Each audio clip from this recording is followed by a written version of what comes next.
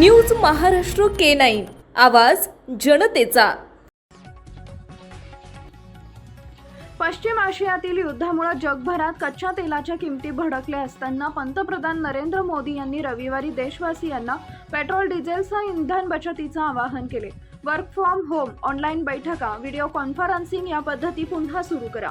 Petrol डिझेलची बचत करणं ही राष्ट्रीय गरज आहे असं सांगताना त्यांनी लग्नासाठी वर्षभर सोने खरेदी टाळण्याचाही सल्ला दिलाय। हैदराबाद येथील एका जाहीर सभेत बोलताना मोदींनी जागतिक परिस्थितीचं गांभीर्य मांडले। ते म्हणाले, जगातील पुरवठा साखळी विस्कळीत झाली असून कच्च्या तेलाचे दर गगनाला भिडले।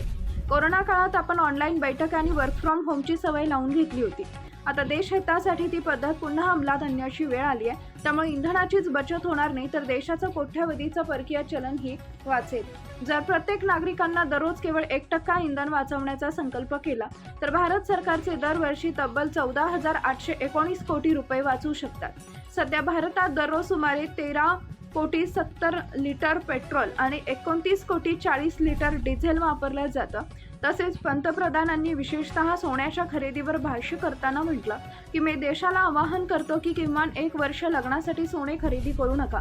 सोन्याच्या आयातीमुळे आपला मोठा पैसा परदेशात जातो, तो पैसा वाचवून बँकांमध्ये जमा करा, जेणेकरून त्याचा उपयोग देशाच्या विकासासाठी व गरिबांच्या कल्याणासाठी होईल असं मोदींनी नमूद केलंय।